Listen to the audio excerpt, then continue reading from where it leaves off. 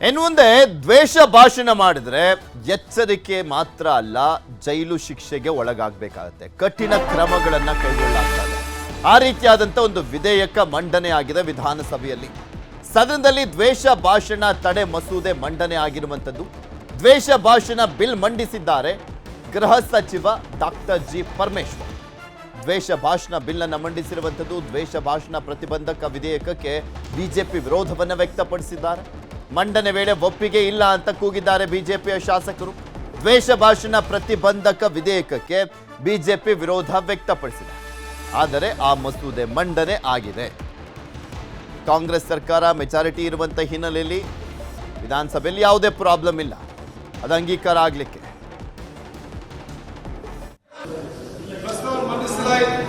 ಈಗ ಪ್ರಸ್ತಾವ ಸಭೆ ಮಟ್ಟಕ್ಕೆ ಹಾಕುತ್ತೇನೆ.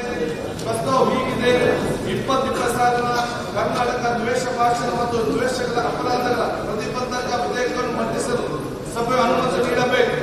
ಪ್ರಸ್ತಾವದ ಪರವಾಗಿರುವ ಹೌದು ಸಭೆ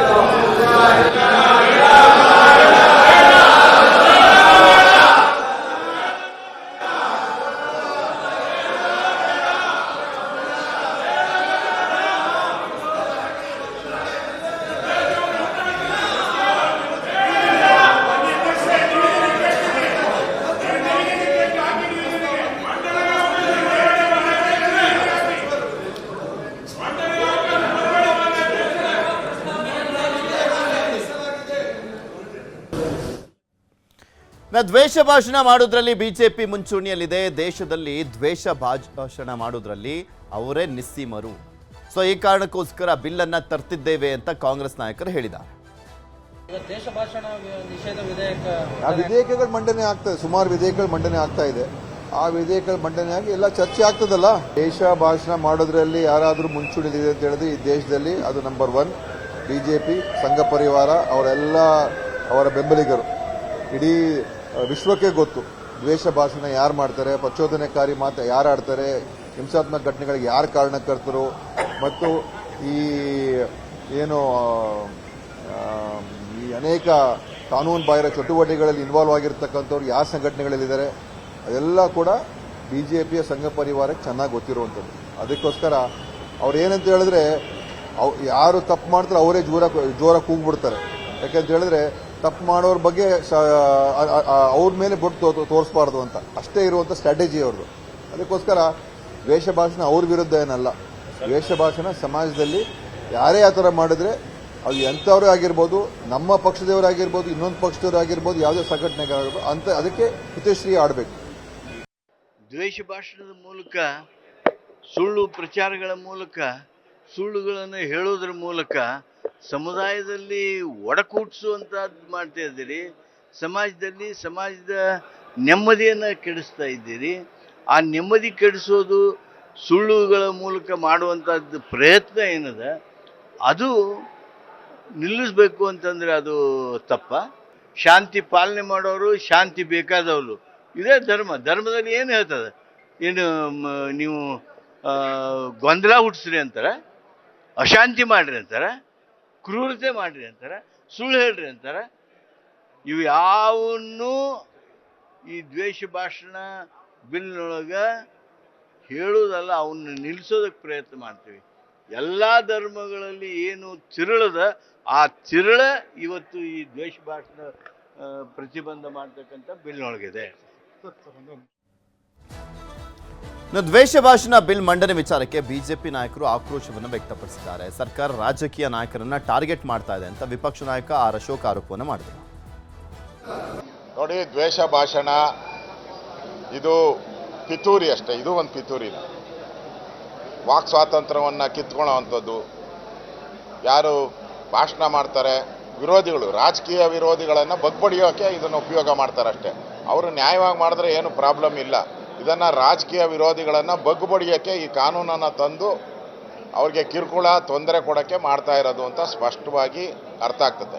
ಈಗಿರೋ ಕಾನೂನುಗಳೇ ಬೇಕಾದಷ್ಟಿದೆ. ತಪ್ಪು ಮಾಡಿದವ್ರಿಗೆ ಅಥವಾ ಅವ್ಯಾಚ ಶಬ್ದ ಬಳಸುವಂಥದ್ದಿಗೆ ಇವೆಲ್ಲದಕ್ಕೂ ಇರೋ ಕಾನೂನುಗಳೇ ಬೇಕಾದಷ್ಟಿದೆ. ವಿಶೇಷ ಕಾನೂನು ತರುವಂಥದ್ದು ಇದು ಒಂದು ರೀತಿ ಕೋಮು ಸೌಹಾರ್ದತೆಯನ್ನು ಹಾಳು ಮಾಡ್ತಾ ಇದೆ. ದ್ವೇಷ ಭಾಷಣ ಮಾಡ್ತಾ ಇರತಕ್ಕಂಥವರು ಕಾಂಗ್ರೆಸ್ನವರೇ. ಇವತ್ತಿನವರೆಗೆ ಎಷ್ಟು ನಾವು ದೂರುಗಳನ್ನು ಕೊಟ್ಟರು ಕೂಡ ಒಂದು FIR ಆಗೋದಿಲ್ಲ. FIR ಎಲ್ಲವೂ ಕೂಡ ವಿರೋಧ ಪಕ್ಷದವರ ಮೇಲೆ ಆಗ್ತವೆ. ಅಂದ್ರೆ ನೀವು ಯಾತಕ್ಕೆ ತರ್ತಾ ಇದ್ದೀರಿ? ಬೇರೆಯವ್ರನ್ನ ಕಂಟ್ರೋಲ್ ಮಾಡ್ಲಿಕ್ಕೆ ಮಾಡ್ತಾ ಇದ್ದೀರಿ ಹೊರತು ನಿಮ್ಮನ್ನ ಕಂಟ್ರೋಲ್ ಮಾಡೋರು ಯಾರು? ಅಂದ್ರೆ ನೀವು ಎಷ್ಟು ದಿನ ಅಧಿಕಾರದಲ್ಲಿ ಇರ್ತೀರೋ ಅಷ್ಟೋ ದಿನ ಬೇರೆಯವರನ್ನ ಅಣಿಲಿಕ್ಕೆ ನೀವು ಇಂಥ ಇದನ್ನೆಲ್ಲ ಮಾಡ್ತಾ ಇರತಕ್ಕಂಥದ್ದು. ಇದು ಬರಲಿ, ನಾವು ಹೋರಾಟ ಮಾಡೇ ಮಾಡ್ತೀವಿ. ಬಿಲ್ ತರಲಿಕ್ಕೆ ಯೋಗ್ಯತೆ ಇಲ್ಲದೆ ಇರೋಂಥ ಸರ್ಕಾರ ಇದು. ಯಾಕೆಂದ್ರೆ ದ್ವೇಷವನ್ನೇ ಬಿತ್ತುತ್ತಾ ಇರೋಂಥದ್ದು ರಾಜ್ಯ ಸರ್ಕಾರ. ಕಾಂಗ್ರೆಸ್ಸಿನ ಸರ್ಕಾರ ಏನಿದೆ, ಮೊದಲು ಈ ಸರ್ಕಾರ ಇನ್ಮೇಲೆ ಇರಬಾರ್ದು ಅಂತೇಳಿ ತೀರ್ಮಾನ ಮಾಡುವಂಥ ಸ್ಥಿತಿ ಒಳಗಡೆ ಜನ ನಿರ್ಣಯ ಮಾಡ್ತಾ ಇದ್ದಾರೆ.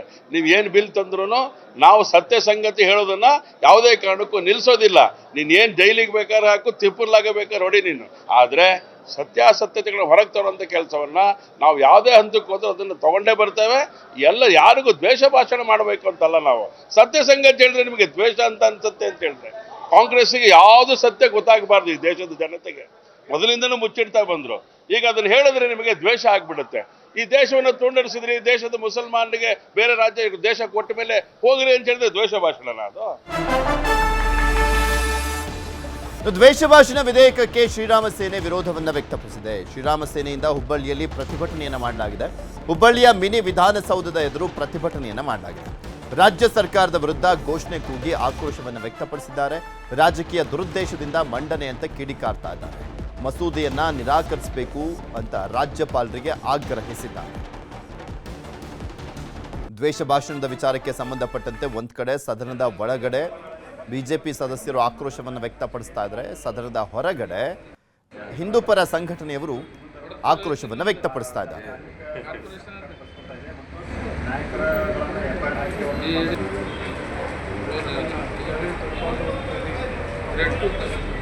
ಇದೆಲ್ಲದ್ರ ಬಗ್ಗೆ ಇನ್ನಷ್ಟು ಮಾಹಿತಿಯನ್ನ ಕೊಡ್ತಾ ಹೋಗ್ತಾರೆ. ಬೆಳಗಾವಿಯಿಂದ ನೇರ ಸಂಪರ್ಕದಲ್ಲಿ ಜಾಯ್ನ್ ಆಗಿದ್ದಾರೆ ನಮ್ಮ ಪೊಲಿಟಿಕಲ್ ಬ್ಯೂರೋ ಮುಖ್ಯಸ್ಥರಾಗಿರುವಂತಹ ಚಿದಾನ್ ಪಟೇಲ್. ದ್ವೇಷ ಭಾಷಣ ವಿಚಾರಕ್ಕೆ ಸಂಬಂಧಪಟ್ಟಂತೆ ಪರ ವಿರೋಧ ಚರ್ಚೆ ಈಗ ಆರಂಭ ಆಗಿರುವಂಥದ್ದು. ಬಿಜೆಪಿ ಯಾವ ರೀತಿ ಆಕ್ರೋಶವನ್ನು ವ್ಯಕ್ತಪಡಿಸ್ತಾ ಇದೆ, ಇದನ್ನ ಕಾಂಗ್ರೆಸ್ ಸಮರ್ಥನೆ ಮಾಡ್ಕೊಳ್ತಾ ಇರುವಂಥದ್ದು.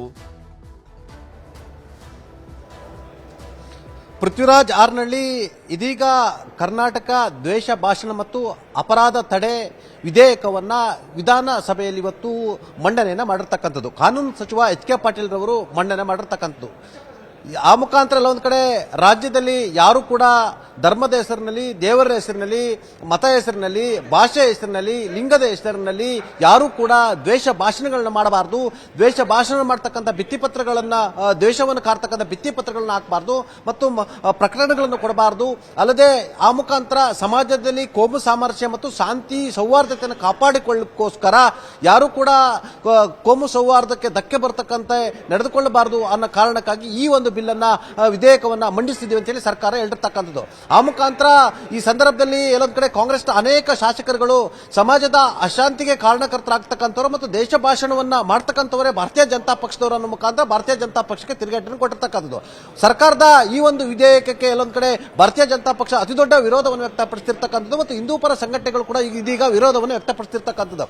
ಕಠಿಣ ಕಾನೂನು ಕ್ರಮಗಳನ್ನು ತೆಗೆದುಕೊಳ್ಳಲಿಕ್ಕಾಗಿ ಈ ಒಂದು ವಿಧೇಯಕವನ್ನು ಸರ್ಕಾರ ತರ್ತಿದೆ ಅಂತ ಹೇಳಲಾಗ್ತಿರ್ತಕ್ಕಂಥದ್ದು. ಜೊತೆಗೆ ಈ ವಿಧೇಯಕದಲ್ಲಿ ಪ್ರಮುಖ ಅಂಶಗಳಿರ್ತಕ್ಕಂಥದ್ದು ಕೇವಲ ದ್ವೇಷ ಭಾಷಣ ಅಲ್ಲದೆ ಪ್ರಕಟಣೆಗಳಿರ್ತಕ್ಕಂಥದ್ದು, ಭಿತ್ತಿಪತ್ರಗಳನ್ನು ಹಾಕುವಂಥದ್ದು ಮತ್ತು ವಿದ್ಯುನ್ಮಾನ ಮತ್ತು ಬೇರೆ ಬೇರೆ ಸಾಮಾಜಿಕ ಜಾಲತಾಣಗಳು ಕೂಡ ಬೇರೆ ಬೇರೆ ರೀತಿಯಲ್ಲಿ ಸಮಾಜದ ಶಾಂತಿಯನ್ನ ಕದಡುವ ರೀತಿಯಲ್ಲಿ ಎಲ್ಲ ಮೆಸೇಜ್ ಅನ್ನ ಪಾಸ್ ಮಾಡಿದ್ರು ಕೂಡ ಅದನ್ನು ಕೂಡ ಕಡಿವಾಣ ಹಾಕಲಿಕ್ಕೆ ಈ ಒಂದು ಬಿಲ್ ಅನ್ನು ತಂದಿರತಕ್ಕಂಥದ್ದು. ಮತ್ತು ಆರಂಭದಲ್ಲಿ ಯಾರು ದ್ವೇಷ ಭಾಷಣ ಮಾಡ್ತಾರೆ, ಮೊದಲ ಅಪರಾಧಿ ಆದಂತವರಿಗೆ, ಅಪರಾಧಿ ಸ್ಥಾನದಲ್ಲಿ ಇರುವಂತವರಿಗೆ ₹1,00,000 ದಂಡ, 50,000 ₹1,00,000 ದಂಡ ಮತ್ತು 7 ವರ್ಷ ಶಿಕ್ಷೆಯನ್ನು ಕೊಡುವಂಥದ್ದು. ಮತ್ತು ಅದು ಪುನರಾವರ್ತಿತ ಆದರೆ ಅದು 2 ವರ್ಷ ಜೈಲು ಶಿಕ್ಷೆ ಮತ್ತು 10 ಲಕ್ಷ, ಸುಮಾರು 10 ವರ್ಷ ಜೈಲು ಶಿಕ್ಷೆ ಮತ್ತು 2 ಲಕ್ಷ ದಂಡವನ್ನು ವಿಧಿಸಲಿಕ್ಕೆ ಈಗಾಗಲೇ ಆಪ್ಷನ್ ಅನ್ನು ಕೊಟ್ಟಿರ್ತಕ್ಕಂಥದ್ದು. ಆ ಮುಖಾಂತರ ಭಾರತೀಯ ಜನತಾ ಪಕ್ಷ ದೊಡ್ಡ ಮಟ್ಟದ ವಿರೋಧವನ್ನು ವ್ಯಕ್ತಪಡಿಸಿರ್ತಕ್ಕಂಥದ್ದು. ಇದು ಬಿಜೆಪಿ ವಿರುದ್ಧದ ಬಿಲ್ಲು, ಬಿಜೆಪಿಯ ನಾಯಕರನ್ನ ಎಲ್ಲೊಂದ್ ಕಡೆ ಮಟ್ಟ ಹಾಕುವಂತ ಬಿಲ್ ಅಂತೇಳಿ ವಿಧೇಯಕ ಅಂತೇಳಿ ಈಗಾಗಲೇ ಆಕ್ರೋಶವನ್ನು ವ್ಯಕ್ತಪಡಿಸಿರ್ತಕ್ಕಂಥದ್ದು. ಹಾಗಾಗಿ ಈಗಾಗಲೇ